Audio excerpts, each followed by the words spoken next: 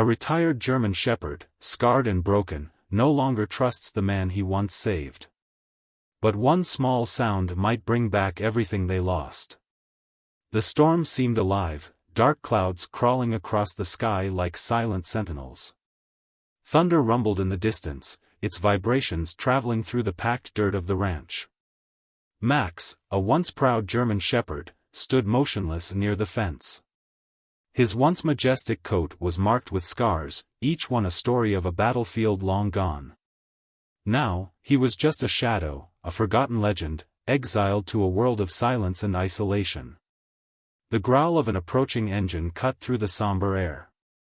A battered pickup truck, its rusted frame caked in dust, crept up the gravel driveway. Behind the wheel sat James Harper, his knuckles white as he clutched the steering wheel.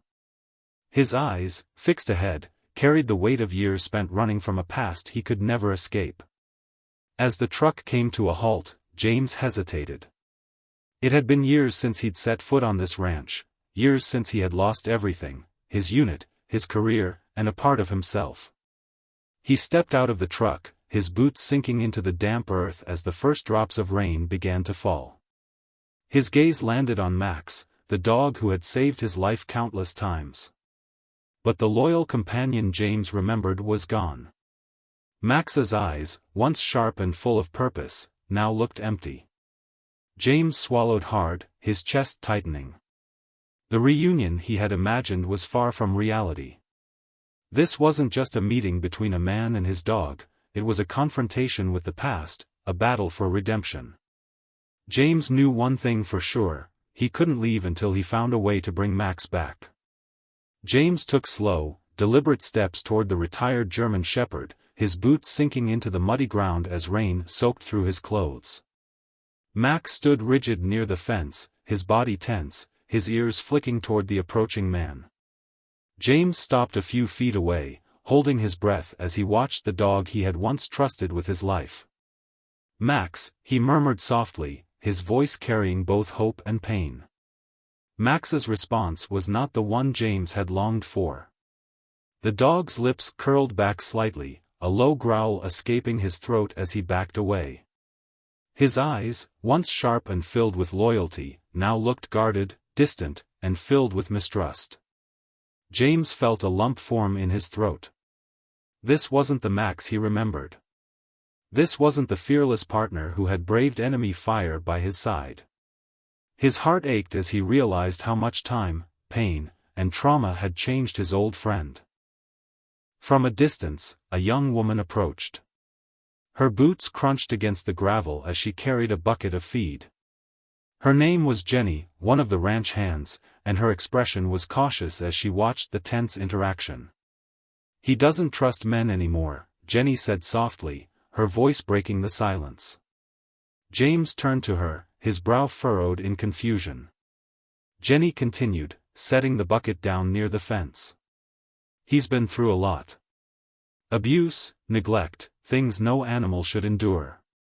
He's not the same dog you remember." James stared at Max, his jaw tightening as guilt and anger swirled inside him. He wanted to argue, to explain that this was his partner, his friend, and that Max knew him better than anyone. But the dog's wary gaze told him otherwise. The rain picked up, falling in heavy sheets. James closed his eyes for a moment, and the memories came flooding back. The heat of the desert was unbearable.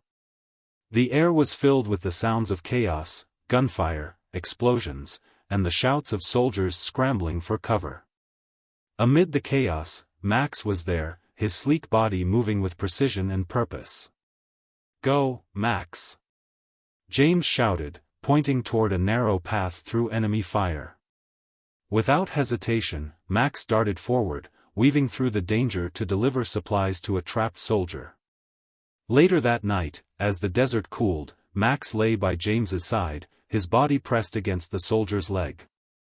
James stroked his head, murmuring words of gratitude. Max wasn't just a dog, he was family, a constant presence in the darkest moments. The memory hit James like a wave, and he opened his eyes to see Max still standing a few feet away, rain dripping from his scarred coat. Jenny watched quietly, sensing the weight of the unspoken bond between the man and the dog. James wiped his face, unsure if it was the rain or tears.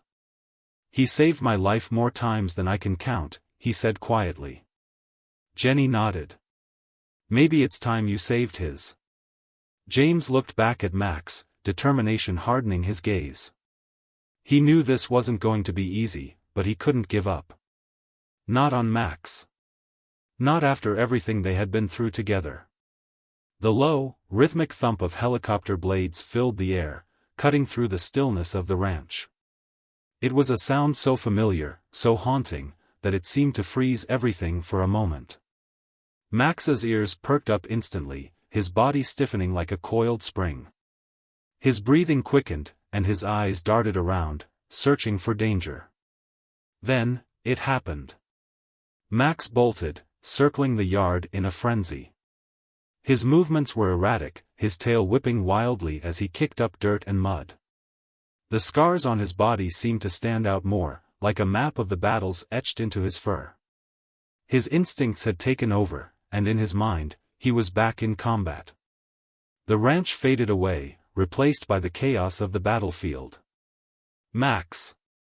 James shouted, his voice loud but steady. He stepped closer, his boots sinking into the muddy ground, but he kept his movements slow and deliberate.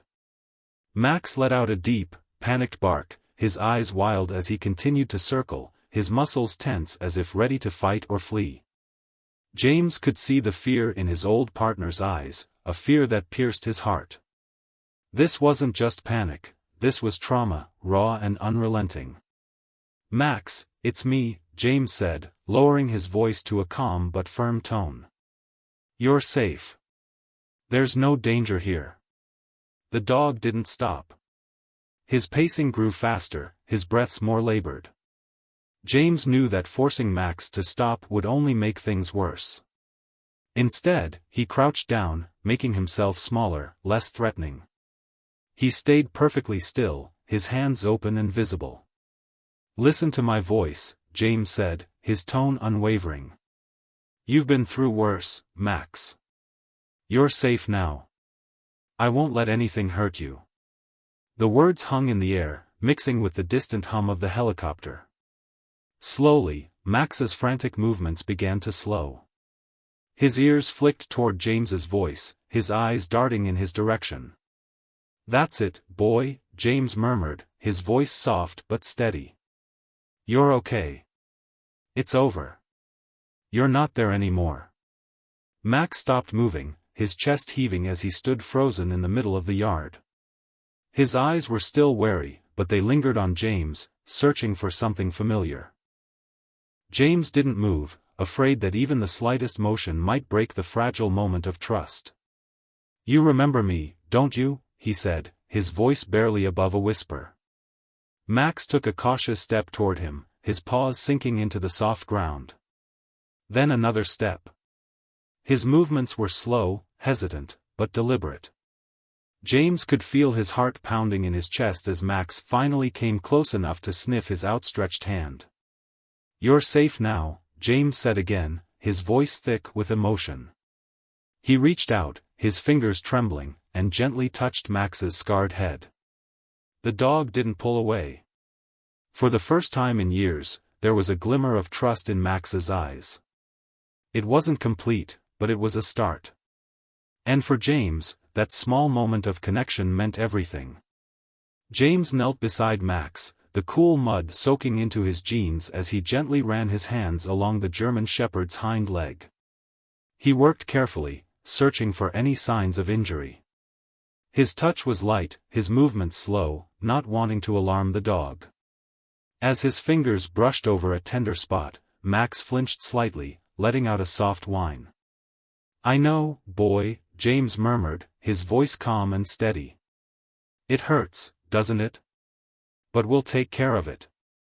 Max didn't pull away entirely, though his muscles remained tense. James continued, his hands steady as he cleaned the area with a damp cloth. As he worked, he began to speak, his words meant as much for himself as for Max. "You remember those nights in the desert? James asked softly. Endless stretches of sand, no way of knowing what was coming next. But you always knew. You always had my back. Max's ears flicked slightly, a subtle movement, but one that didn't go unnoticed by James. He smiled faintly, encouraged by the small sign of recognition.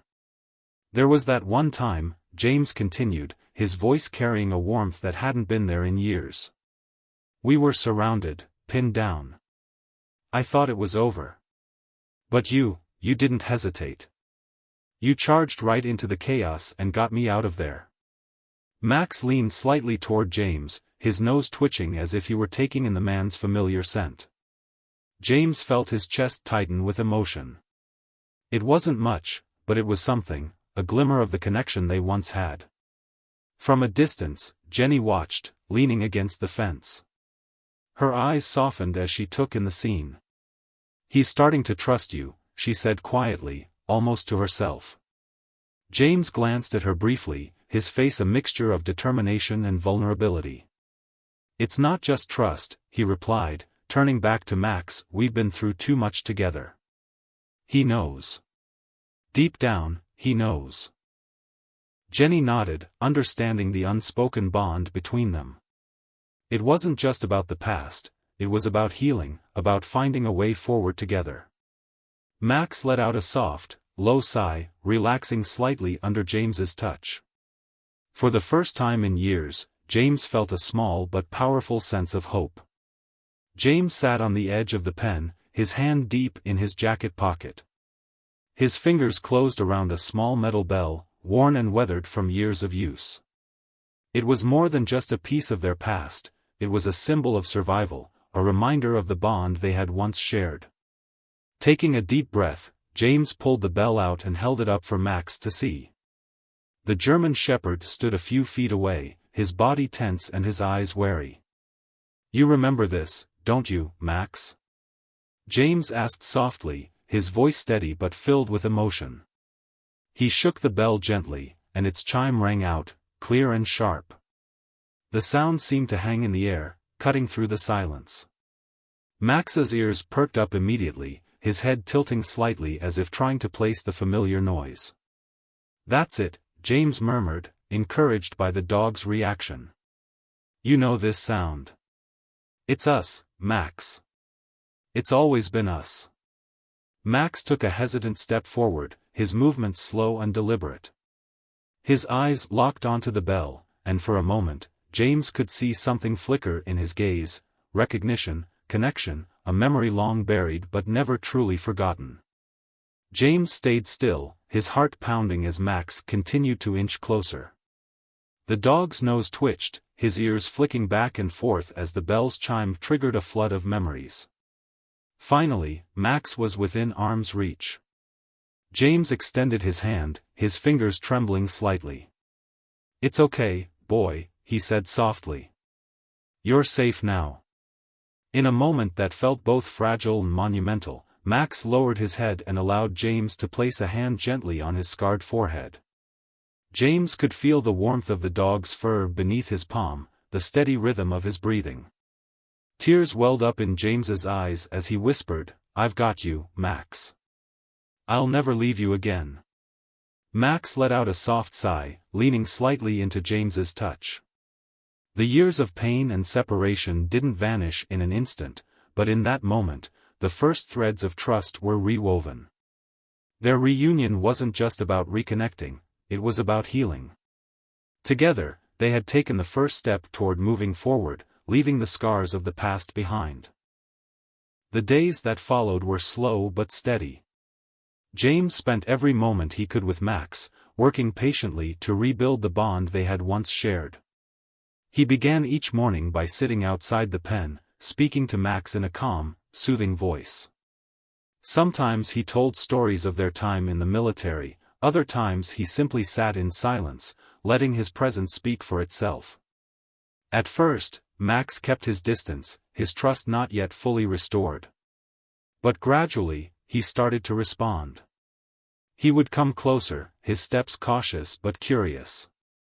James would extend his hand, holding a treat or softly stroking Max's head, each interaction bringing a tiny bit more trust. "I think he's starting to remember who you are," Jenny said one afternoon as she watched James and Max from a distance. Max's behavior had changed noticeably. The once wary and distant dog now seemed calmer, his tense posture easing, and his eyes no longer filled with the same guarded fear. He responded to James's commands, following simple cues that had been second nature to him in the past. "He's getting there," James replied, a small smile breaking across his face. "It's going to take time, but I can see the old Max coming back." Each day, Max grew more comfortable. James worked on grooming him, tending to his scars, and walking him around the ranch. With every step, Max's confidence seemed to grow, and so did James's. The process wasn't just healing for Max, it was healing for James, too. One evening, as the sun dipped below the horizon, painting the sky in shades of orange and gold, James and Max walked side by side across the ranch.